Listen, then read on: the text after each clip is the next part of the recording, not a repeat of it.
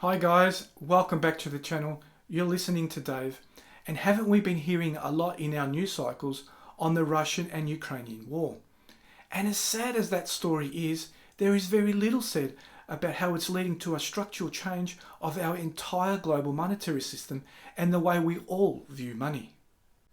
It's a far bigger story than simply Russia backing their currency, the ruble, to gold so as to stabilise it against the US dollar.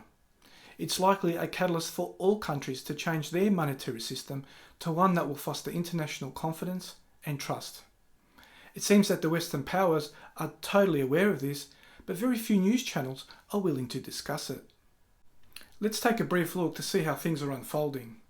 How will these changes affect the way a lot of sovereign nations will view many of the cryptocurrencies that are out there today?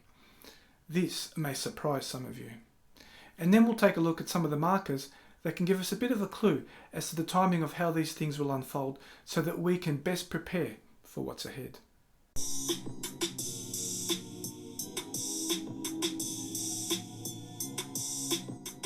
Now here is an article that was published by Big Think on the 30th of April this year, and it's entitled "Why Russia Has Put the Ruble on a Gold Standard," but then they say, "and why it's unlikely to last."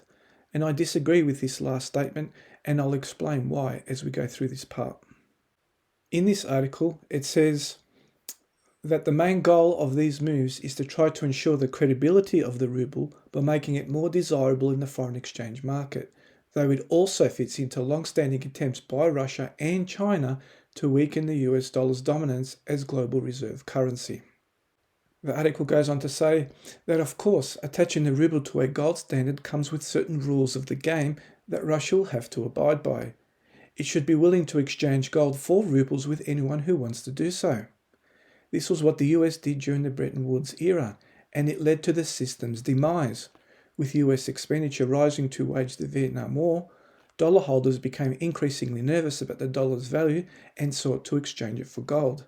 And then, as we know, in 1971, President Nixon removed the US dollar totally from the gold standard. This is not a totally fair comparison, as there are fundamental differences between why the US could go off a gold standard back in the 1970s compared to where we are today. First of all, in 1971, that was simply the beginning of the accelerated credit expansion cycle. Today, we are at the end of that credit debt-based expansion cycle. This is demonstrated by the fact that global debt to GDP is at 356%. Clearly, this is not sustainable, and the result has been an ongoing accelerated debasement of all fiat currencies. The world today is also much better educated thanks to the internet, and structural changes have been anticipated by the community for decades. Even if some people are not totally aware of what's going on with our monetary system, they certainly feel that something is not quite right. Here is a chart of the Russian ruble against the US dollar over a 2-year period. Now, when sanctions were placed upon Russia, you can see initially that the ruble fell 40% from here down to here. But when Russia talked about backing the ruble to gold, it has since reached 2-year all-time highs. What does this tell you? Well, it tells me that the international community are taking what Russia says seriously. Now, here is where we begin to get deeper insights as to what's really going on.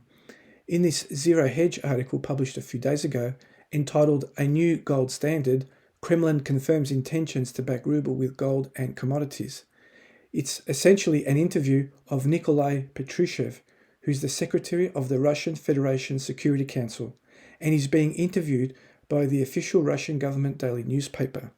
Notice what it says here. When the newspaper asks Patrushev the question, "What do we need to do to ensure the ruble's sovereignty?" notice his response.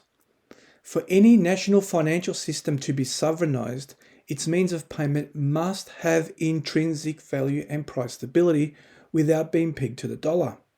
Now, experts are working on a project proposed by the scientific community to create a two-circuit monetary and financial system. What's that?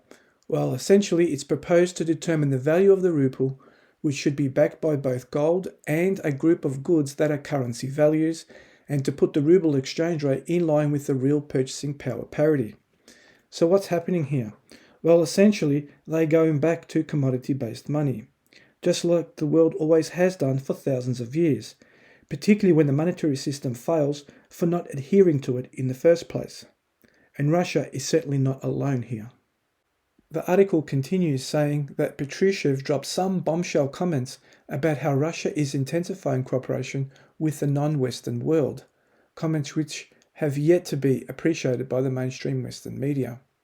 He says, "I'm confident that we will solve all the problems that have arisen as a result of the sanctions restrictions. Today, Russia is moving from the European market to the African, Asian and Latin American markets. We give priority attention to the EAEU, which is the Eurasian Economic Union, whose importance is growing many times over in the current conditions." He says, "We are stepping up cooperation with the BRICS nations, which is Europe, Brazil, Russia, India, China and South Africa, and SCO countries, which is the Shanghai Cooperation Organization, which encompasses by extension a total of about another 18 countries, which brings together about 3.5 billion people on the planet." Now, 3.5 billion people out of nearly 8 billion people already living on the planet, that's about 44% of the global population. That's a very sizable alliance, wouldn't you agree? So then ask yourself, if nearly half of the world's population goes onto a commodity-backed monetary system, what do you think America with its remaining allies will do? Well, I would suggest that they will also follow suit quite promptly, rather than holding on to an already failed monetary system.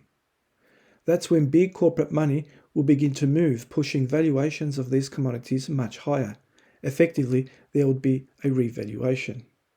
So what do you think will happen to the cryptocurrencies which only have a monetary side to them? I'm talking about those cryptocurrencies that don't have real-world utility, but rather are a pure currency play as a substitute for the devaluing fiat currency system. Well, they could be left out in the cold as these big corporate money flows move into the globally accepted, stable, commodity-based currencies. So what is China's view of a gold-backed currency, and what are their plans for the US dollar? Well, I found this article from NewsWars, which again gives deeper insights into China's thinking that I've hardly heard anywhere. The article continues saying, with all its gold, by monetizing it, China could kill off the dollar tomorrow. So then why hasn't it? Well, it says it is not in China's interest on many levels, not least because of her ownership of dollars is about 3.4 trillion, which it needs in dealing with foreign trade. The article continues with something we all need to prepare for. It says, unfortunately, a banking crisis is embedded in the script, which will have fundamental effects on all fiat currencies, some more than others. And since international banking is overwhelmingly a dollar affair, after a short pause, the consequences are bound to weigh heavily upon it as the reserve currency. This credit cycle unwind is a Category 5, compared with 2008 and 2009, Category 2 or 3. It is only after such a cataclysm that China will have no alternative to abandon all attempts to support the dollar and its means of buying overseas influence. China will then need to secure its own currency. It says it will require a return to gold backing, the nuclear option so far avoided. While the cost will be writing off trillions of dollars and its means of securing overseas influence, there will be a monetary vacuum to fill, and compensation will be found in an increase in the value of China's declared and undeclared bullion stocks, as well as the enrichment of its gold-holding people. The article then highlights in this paragraph here the corner that both America and its allies will be forced into. It says other nations, particularly those in Asia, are likely to follow China in implementing their own gold exchange standards, and all nations will then face a stark choice. Do they hang on to their welfare states and their growing difficulties in financing them, or do they stabilise their currencies? If China does adopt a proper gold exchange standard, she would neutralise all America's geopolitical power, whether America follows suit or not. So you may ask the question, why hasn't the price of gold and silver moved much higher in recent times, seeing as how that structural changes to our monetary system are virtually at our doorstep? Well, simply put, it's because they're not allowed to. If they did, then this would usher in very quickly the demise of our already fragile monetary system. The rush to physical gold and silver would overwhelm the current supply chain and break the derivative price suppression mechanisms. In fact, if you go to the US debt clock, here is what that suppression mechanism currently looks like. The spot price of gold and silver are largely determined through the derivative paper contracts traded on the world exchanges, as opposed to the trading of the underlying commodities themselves. When it comes to gold, this is the derivative paper gold ounces traded on the major world exchanges divided by the actual world production of gold. You can see here the paper contracts are leveraged up quite a bit. It's even more so for silver.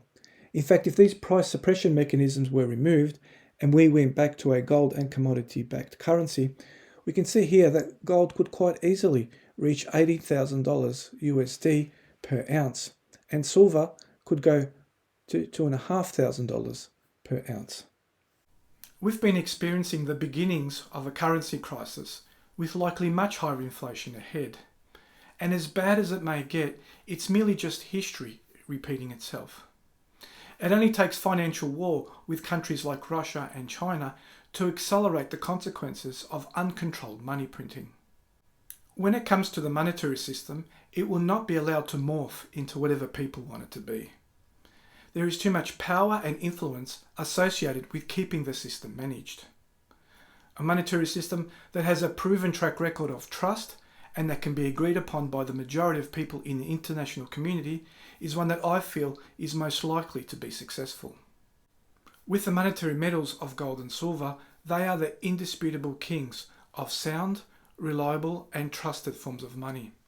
They have the right fundamentals that have stood the test of time.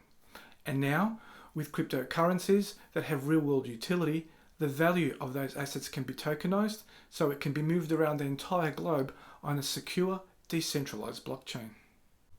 With central banks having had an increased focus in building up their gold reserves in recent years, perhaps it's time that we did too, if we haven't already. Before the derivative price suppression mechanisms are removed, gold and silver skyrocket in price and the world has moved on. Thanks so much for watching, everyone. I appreciate all of you. Hope to see you on the next one.